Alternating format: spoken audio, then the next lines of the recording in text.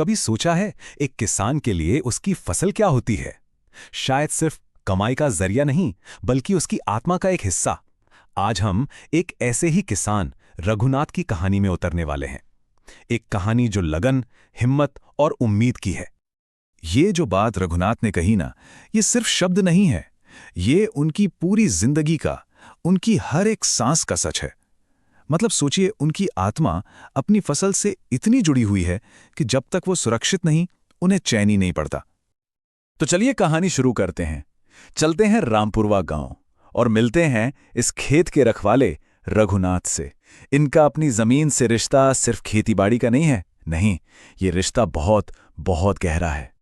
जरा आंखों के सामने लाइए रामपुरवा गांव की एक सुबह। भोर की ताजी हवा और उसमें घुली मिट्टी की वो सौंधी सौंधी महक, बस यही है रघुनाथ की दुनिया। एक ऐसी दुनिया जो हमें सीधा उस गांव की सादगी और जमीन से जुड़े होने के एहसास से जोड़ देती है। तो कहानी के हीरो हैं रघुनाथ, और उनका परिवार भी है, पत्नी सावित्री और बेटा मोहन। पर एक चीज है जो उनकी रातों की नींद उड़ा देती है, और वो है उनकी फसल से उनका अटूट लगाव। वो इसकी रखवाली को अपनी सबसे बड़ी जिम्मेदारी, अपना सबसे बड़ा धर्म मानते हैं। अब जरा वो सीन सोचिए। घना अंधेरा, चारों तरफ सन्नाटा, जिसे तोड़ रही है तो सिर्फ बैलों के गले में बंधी घंटियों की धीमी धीमी आवाज। और उसी अंधेरे में एक अकेली लालटेन की रोशनी के सहारे रघुनाथ अपने दोस्त हरिया के साथ खेत की पहरेदारी कर रहे हैं। लेकिन ये जो रात की खामोशी है ना, ये जितनी शांत दिखती है उतनी है नहीं। हर रात अपने साथ नए खतरे, नई चुनौतियां लेकर आती है। तो चलिए देखते हैं कि रघुनाथ के इस रोज के संघर्ष में आखिर है क्या क्या। तो देखिए, एक तरफ है रघुनाथ का फौलादी इरादा, और दूसरी तरफ रात के अंधेरे में छिपे हुए खतरे। कभी जंगली जानवरों का डर, तो कभी कभी अपने ही गांव वालों के ताने। और ये खतरे कोई मन का वहम नहीं है, नहीं, ये असलियत हैं। हर रात सियार और जंगली सुअरों के झुंड फसल तबाह करने को तैयार रहते हैं। और इन सबसे ऊपर एक और डर हमेशा बना रहता है कि कहीं कोई इंसान ही चोरी छिपे उनकी साल भर की मेहनत पर पानी ना फेर दे। और घर पर उनका परिवार, मतलब पत्नी सावित्री और बेटा मोहन, वो ये सब देखते थे। उनके मन में गर्व भी होता था और चिंता भी। वो जानते थे, अच्छी तरह जानते थे कि रघुनाथ की ये जागती हुई रातें ही उनके परिवार के आने वाले कल को सुरक्षित बना रही हैं। पर रघुनाथ की लड़ाई सिर्फ जानवरों या रात के अंधेरे से नहीं थी। गांव में ही एक आदमी था, कैलाश। वो अक्सर रघुनाथ की इस मेहनत का मजाक उड़ाता था। उसे लगता था ये सब पागलपन है, बेकार में इतनी मेहनत कर रहा है। और अब कहानी एक ऐसे मोड़ पर पहुंचती है जहां सब कुछ बदल जाता है। इस बार चुनौती जमीन से नहीं, बल्कि सीधे आसमान से उतरती है। एक मिनट रुककर सोचिए जरा, उस किसान का क्या होता होगा जो हर रात जानवरों से लड़ता है, लोगों के तानों से लड़ता है। पर जब कुदरत खुद ही दुश्मन बन जाए, जब आसमान ही कहर बरपाने लगे, तो वो बेचारा क्या करे। और फिर वही हुआ जिसका डर था। एक रात आसमान से आफत बरस पड़ी। एक ऐसा भयंकर तूफान आया कि जब सुबह हुई तो एक आंकड़ा, सिर्फ एक नंबर, पूरी तबाही की कहानी बयां कर रहा था। 50%। गांव की आधी फसल खत्म हो चुकी थी।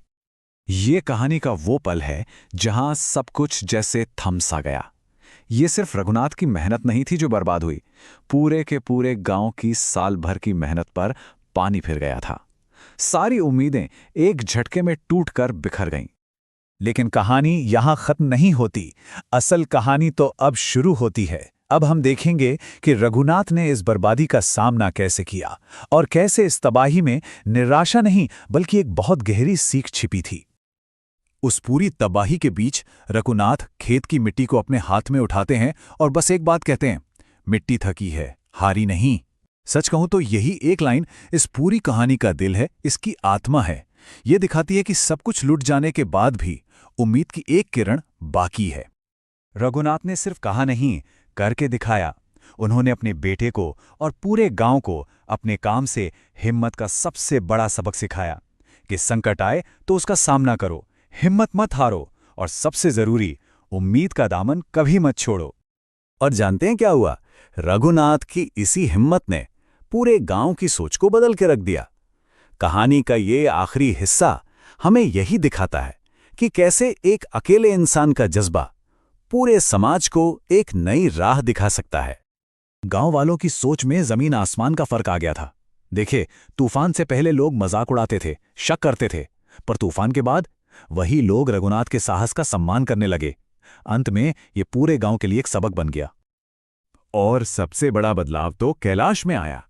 हाँ, वही कैलाश जो कभी रघुनाथ पर हंसता था, अब वो उनकी बातों का असली मतलब समझने लगा था। रघुनाथ की हिम्मत ने उसके शक को सम्मान में बदल दिया था। और आखिरकार रघुनाथ की वो मेहनत, वो अटूट उम्मीद रंग लाई। धीरे धीरे ही सही, पर खेत फिर से हरे होने लगे। ये हरियाली इस बात का सबूत थी कि हार न मानने वाला जज्बा दुनिया की किसी भी तबाही से कहीं ज्यादा ताकतवर होता है। तो इस पूरी कहानी से हमें क्या सीखने को मिलता है? यही कि दृढ़ता में कितनी शक्ति है, कड़ी मेहनत का सम्मान क्यों जरूरी है, और सबसे बड़ी बात कि जब सब कुछ खो जाए तब भी उम्मीद कैसे जिंदा रखी जाती है।